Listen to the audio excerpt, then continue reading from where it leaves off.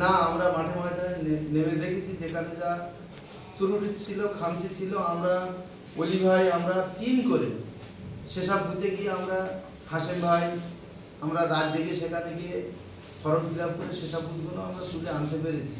এই মুহূর্তে টোটাল দক্ষিণ 24 পরগনা জেলার মধ্যে 310টা গ্রাম পঞ্চায়েতের মধ্যে এই এসআইআর এর কাজে আমরা 1 নম্বর স্থানে আছি।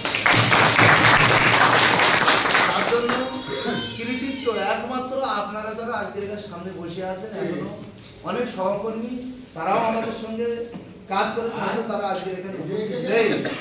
আমি সকলকেই ধন্যবাদ অভিনন্দন জানাচ্ছি, কারণ আমাদের এলাকার ছেলেরা, বিশেষ করে আমি আসানুল্লাহকে, ও একটা ব্যতিব্যস্ত ছেলে, সেই শুরু থেকে আজ পর্যন্ত প্রতিদিন আমি ওর মানে দেখেছি, প্রতিদিন। হয়তো আমরা কেউ কেউ একটু রেস্ট নিয়েছি, তুই আজকে একটু কাজটা আগে করে ওই কাজটা সেরে আসি, তবে ওদের যে টিম আনোয়ার ভাই থেকে হাইফ ভাই কিন্তু ওরা একেবারে মাটি কামড়ে পড়ে থেকে ওদের বুথটা ছন্ন ছাড়াবে না, এবং বিস্তীর্ণ এলাকা জুড়ে ওরা সেখানে সুন্দরভাবে কাজ করবে। তার মানে কোনো বুথকে আমি ছোট করছি না, সব বুথেই তারা সমানভাবে রাত দিন 24 ঘন্টা এক করে তারা কাজ করেছে।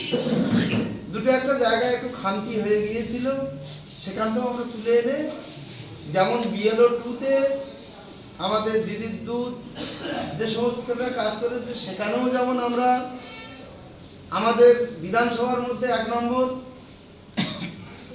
এবং এই আমাদের বিএলও যারা সরকারি লেভেল অফিসার যারা ফর্ম ফিল আপ জমা বাড়ি বাড়ি পৌঁছে দিয়েছে এবং এন্ট্রি করার ক্ষেত্রে আমি আগেই বলে গেলাম যে দক্ষিণ 24 পরগনা জেলার মধ্যে আমরা 1 নম্বর স্থানে। আর ক্যানিং বিধানসভার মধ্যে তো আমরা তো 1 নম্বরে অনেকদিন আগে থেকেই আছি। সাথে সাথে আমাদের আজ আমি যা 15 দিনই মনে আছে ডিএম থেকে, জেলা শাসক থেকে, আমাদের এসডিও, আমাদের বিডিও থেকে 10-12টা মিটিং আমাদের করতে হয়েছে ডেভেলপমেন্টের।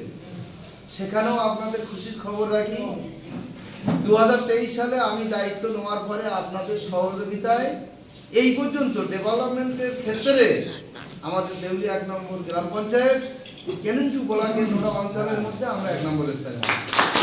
1 নম্বর স্থান অধিকার করত মঠের দিঘি আর সারাঙ্গাবাদ এবং নারায়ণপুর।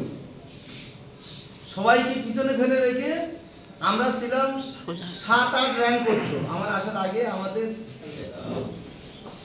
7 নম্বর 8 নম্বর ক্রস করতে পারেনি। সেখান থেকে আপনাদের সকলের সহযোগিতায় গ্রাম পঞ্চায়েত ডেভেলপমেন্টের ক্ষেত্রে বা যে কোনো কাজের ক্ষেত্রে আমরা সর্বদিক দিয়ে 1 নম্বর স্থানে আছি। এই যে আমাদের ঘরের সার্ভের ক্ষেত্রে, যেমন কেনিংটু বলাকে সমস্ত অঞ্চলে ঘর হয়েছে, একেবারে সর্বপ্রথম আমরা স্থান অধিকার করেছি যে সবাইয়ের ঘরটা আমরা করাতে পেরেছি। সেক্ষেত্রে আমরা 1 নম্বর স্থানে আছি। অনেক গ্রাম পঞ্চায়েতে কেউ 100 জনের ঘর করাতে পারেনি, কেউ 50 জনের, কেউ 60 জন, কেউ 30 জনা।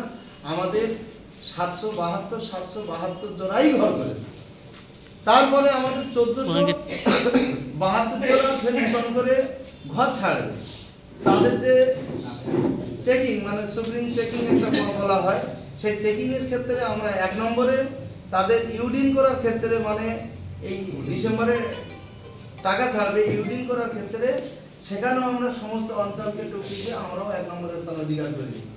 তারপর আমাদের জব কার্ডের ভেরিফিকেশন, এই জব কার্ডের ভেরিফিকেশনটায় আমরা একটু খানিকটা পিছিয়ে আছি, সামান্য হলেও একটু পিছিয়ে আছি, আমরা 4 নম্বরে আছি।